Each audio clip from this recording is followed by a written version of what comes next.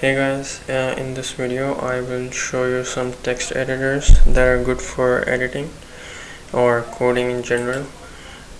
Now if my internet can connect. Okay, so first of all, Visual Studio Code. This code editor is really good for beginners and professional advanced coders as well.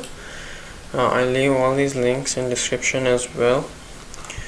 And this code editor is available on 3 platforms: Mac OS, Windows and Linux. Another one is Sublime. This is also available on 3 platforms. And this is really good for beginners. It's really lightweight. Other than this, we have Atom.io, and for like a really basic text editor we have Notepad++. This is really basic and it is only available on Windows.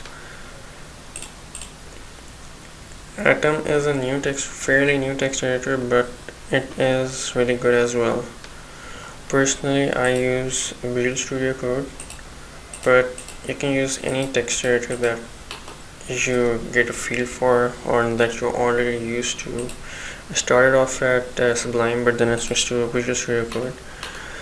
And I'll leave the links in the description. Let me show you how Visual Studio Code looks like.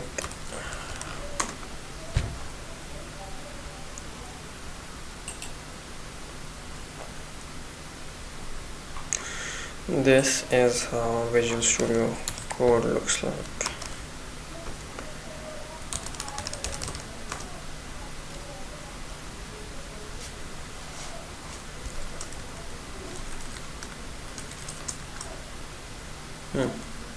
Extensions aren't working.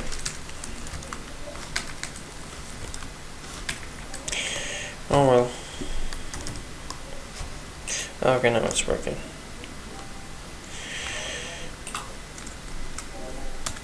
There, this is Emmet.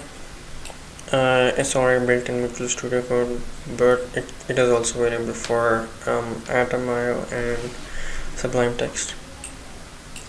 Anyways, this will be it for this video.